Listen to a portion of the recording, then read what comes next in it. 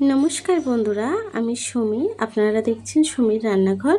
এই গরমে আপনাদের জন্য ঠান্ডা ঠান্ডা বেলের শরবতের ভিডিও নিয়ে চলে এলাম। চলুন তাহলে ভিডিওটি শুরু করা যাক। তার আগে ভিডিওটি ভালো লেগে থাকলে চ্যানেলটাকে সাবস্ক্রাইব করে পাশে থাকবেন।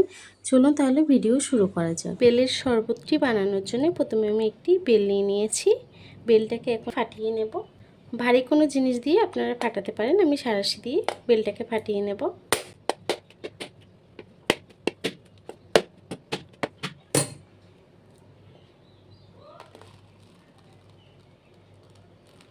দেখুন বেলটা কিন্তু খুব সুন্দর পাকা। একটি বাউল নিয়ে নিয়েছি। বাউলের মধ্যে বেলটাকে একটি চামচের সাহায্যে বেলটাকে ছাড়িয়ে নেব।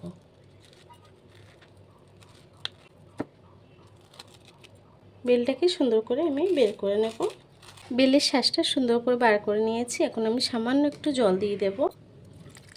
সামান্য একটু জল দিয়ে দিয়েছি। এখন বেলটাকে একটু হাত দিয়ে সুন্দর করে এভাবে মেখে নেব।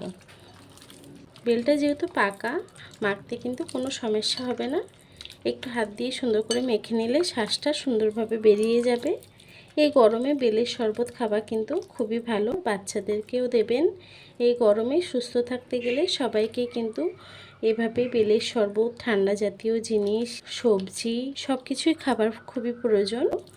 আমি জানি সবাই বেলের শরবত বানাতে পারে, কিন্তু এই ভিডিওর কারণে একটা সুবিধা হয়, আমরা যে ভিডিওটা দেখি সেটা কিন্তু আমাদের করতে ইচ্ছা করে।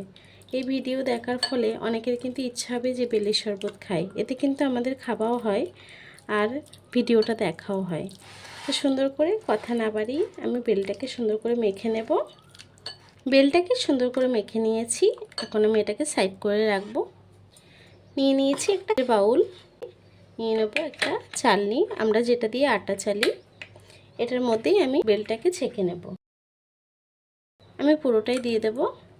এভাবে হাত দিয়ে বেলটাকে ছেঁকে নেব।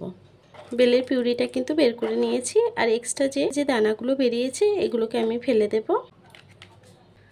দেখুন বন্ধুরা, আমার বেলের পিউরিটি কিন্তু বের করে নিয়েছি। এখন দিয়ে দেবো। দেখুন আমি গ্রাম থেকে কিন্তু পাটালি নিয়ে এসেছিলাম, খেজুরের পাটালি। আপনাদেরকে খুলে দেখাচ্ছি। দেখুন আমি খেজুরের পাটালি নিয়ে এসেছিলাম গ্রাম থেকে। এটা কিন্তু খুব সুন্দর একটা গন্ধ, একদম খাঁটি খেজুরের গুড়ের পাটালি। আমি ফ্রিজে 5-6 কেজি স্টল করে রেখেছিলাম। এখন এই গুড় থেকে আমি কিছুটা বেলের শরবতের মধ্যে দিয়ে দেব। গুড় দিয়ে বেলের শরবতটা কিন্তু অনেক ভালো লাগে। আমি এতটাই দেব। এখন আমি গুড়টাকে দিয়ে দেব। বেলের মধ্যে গুড়টাকে দিয়ে দিয়েছি। গুড়টাকে সুন্দর করে মিশিয়ে নেব বেলের শরবতের সাথে। গুড়টি সুন্দর করে মেশানো হয়ে গেছে।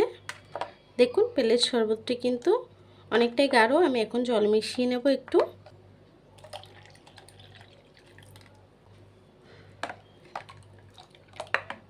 এতে কিন্তু বেশি কিছুর প্রয়োজন হয় না।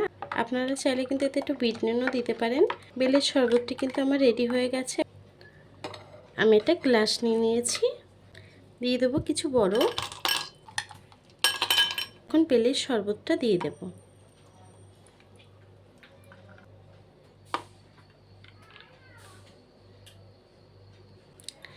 দেখুন বন্ধুরা, একদম ঠান্ডা ঠান্ডা বেলের শরবত রেডি হয়ে গেল।